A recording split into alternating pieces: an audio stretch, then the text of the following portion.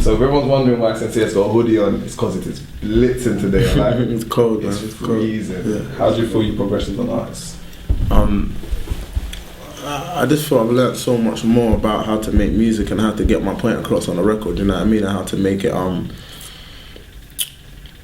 more of a complete song and a complete product. So I just think that I've learnt and I've grown so much as an artist since then, and I've honestly got better. My tones got better, my delivery, my lyrics, I just think I got better.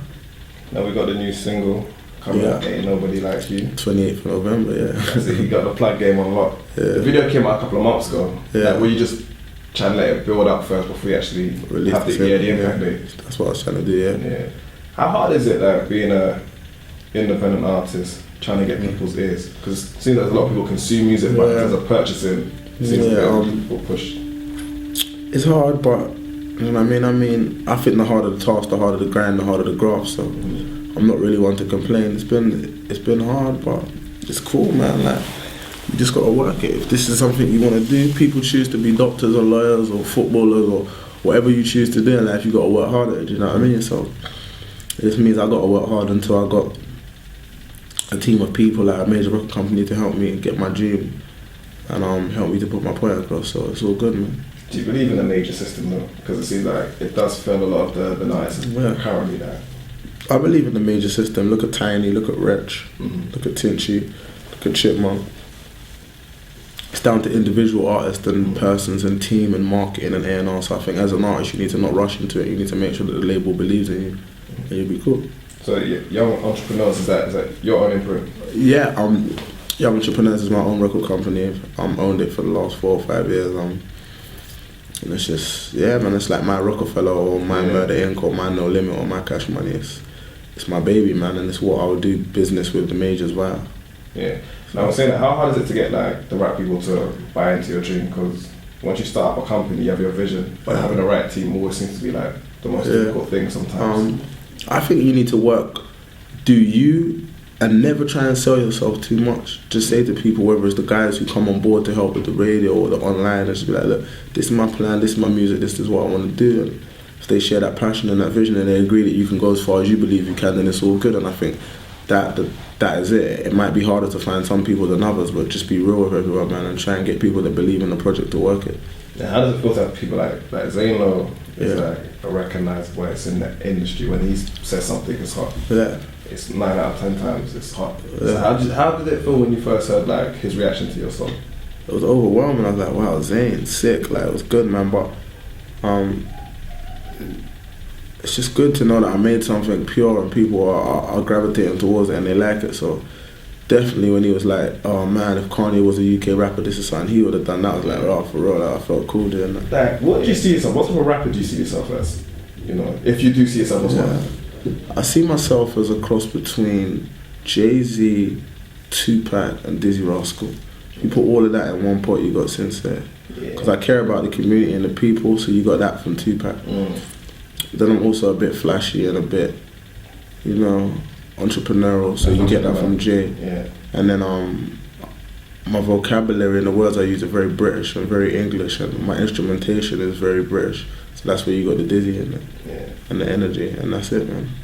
Now most people got like Twitters. Do you feel like Twitter is a beneficial tool now when it comes down to like, trying to get your product across to the people? If it's used correctly, yeah. I think as with anything, it's just it's another tool.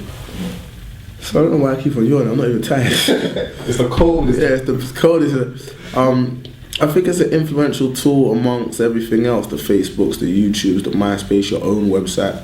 So it's not the be all and end all, but I think every little bit of social media, social networks and stuff helps. Definitely helps. You know what I mean? Now we've seen like when we look at the game today, and I'll say, well, my opinion is that I feel like the scene, everyone's kind of got in, but I feel like the climate's kind of changing, like maybe going more towards indie music. When you're seeing like some of your peers maybe not reaching the heights as they did before, like what would you put that down to? You know? I personally don't see the scene changing. My opinion, I don't know. I don't see the scene changing. There's a lot of artists about, don't get me wrong, but it's too big to change. That's what we have to understand. Like, where's Tiny going? Where's Chip going? Where's Wretch going? Where's all these artists going? It's too big these kids, they love urban music. Yeah, that's true. They're only 12. They're not gonna just start liking bands all of a sudden. So I have to argue your point of I see it changing. Yeah. I see it developing and other genres getting a better shot, but urban's not going anywhere. It's down to the record, man. Mm-hmm. Pass Out was a great record and it succeeded. There's not many great records that don't make it, and that's the reality. So it's not making a record. Okay. Everyone worries about their jewels or their video or their look or their followers or their views on YouTube and their this and their that. What happened about your record, brother? Like, where's the hours spent on your record? You spent all that money on your swag. Where did you mix it? Where did you master it? Like, do you know what I mean? Like, it's deep. You gotta love the music and put the time in the studio. When we do that, we'll be successful. Look at someone like Adele. It takes 2 years to make an album. Has #1 selling album in the world, around everywhere, because she put the time in. Yeah. Do you know what I mean? You can't just run in the booth for an hour, spray some bars about shooting people and how swagged out you are and think that's gonna be popping, or make some corny song about a girl. Do you know what I mean? Like, you gotta put time in the studio and love your music, and that's what Ain't Nobody Like You proved. Me and Kid Bass mixed that like 15, 20 times. Really? But we got the mix right. And Zayn made it hottest record of the week. Dev made it his hottest record of the week on Radio 1. Flan Cotton supported it. Annie Nightingale, Mr. Jam, Semtex, Target, Swerve, Jez Wellham, Heartless Crew, FX, SK Vibe Makers. Manny Naughty. Yeah, from pirate all the way up to mainstream radio. Imagine that, you got Flan Cotton and SK Vibe Maker playing the same record unsigned.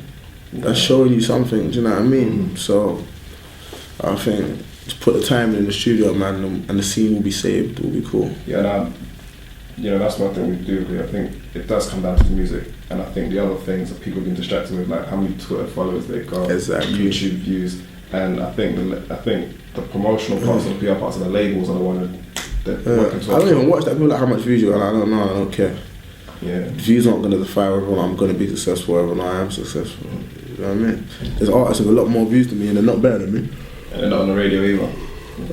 How can I then say, oh, this artist got 500,000 views more than me, but they're better than me because of that? Well, how can anyone say that? That's ridiculous. Yeah. Views don't determine talent or how good you are. If you believe in yourself. No, never. The EP's called Now or Never. Yeah. Now, is that how you feel now about the music thing? Yeah, man. I've been doing music for not like long, but for a few years. I just feel like it's now or never, and it's more now than never. Because it just needs to be done now. I'm growing up. If this is not going to be what I do, then I'll thought to myself, you know, let me choose another occupation. Let me go to uni. Let me be an architect. Let me be a builder. Let me be a football coach. Let me be anything. Do you know what I mean? But let me not be half-hearted with music and waste another 5 years or another however long. Do you know what I mean? So that's why it's now or never, because it's putting my all in, not looking back, having no plan B or plan C, just music. And going for it 100,000,000%. That's what it's like. about. How important do you feel like outlets like Grime Daily, SBTV, Link Up TV, all those guys who are, you know, are incredible. Guys such as yourself, Grime Daily, SBE, Link Up, words can't describe how important you guys are to the scene. Without you guys, there'll be no us, because there'll be nobody bothering to pick up the camera and film and edit and go home and upload and wait all the time on YouTube for it to upload. So hats have to be taken off to you guys, man. You're the future. That's why the scene has grown, because of guys like yourself and SB and Grime Daily. Without that, the scene would still be where it was 5 years ago. It's big moves like the sites and people wanting to be more than artists and having respect and pride in being something other than an artist is what's allowed the scene to grow, man. So words can't describe how important all these people and things are. Like, definitely invaluable. But what advice would you have given yourself? Like, you're 26 now. Like, from when you were 21 or 20 when you first started. Like, if you had to give yourself advice from today for you back in the days, but what to look out for in the music, what would it be? Be consistent. Get a team. Study record companies and how they work, and study areas and find out who's doing what. So find out who's doing what in radio. Find out who's doing what on TV, find out who's doing what online, and be consistent. Don't be like Sincere putting out a record, having a massive smash on the streets, like that's not gangster, then waiting a year and a half to do your next record. Don't ever do that. Record after record after record after record. Do what Chip done. Chip came in the game from the Westwood Freestyle, never looked back, and still hasn't. That boy is so hard working. Yeah. You know what I mean? And that's what you do. You be consistent, and you be how I'm about to be now. You work every day, you be consistent, and you don't stop until the door's off the hinges.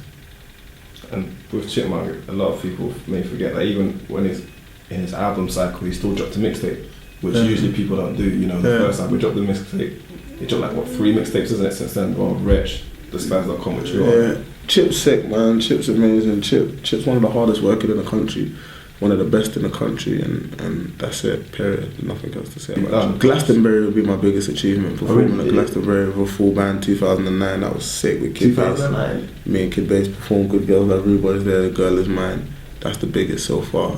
And the Zayn Low Record of the Week, man. That's lovely. Zayn's someone I watched growing up when he was presenting MTV, man. So I'll never be shy to say, like, wow.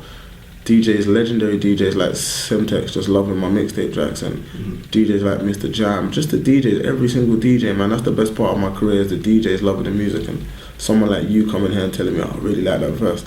That's the best stuff. The best stuff probably happens every day, man. Just as long as you like my music, that's why I did it, man. So if I can make my album, if people love it, job done.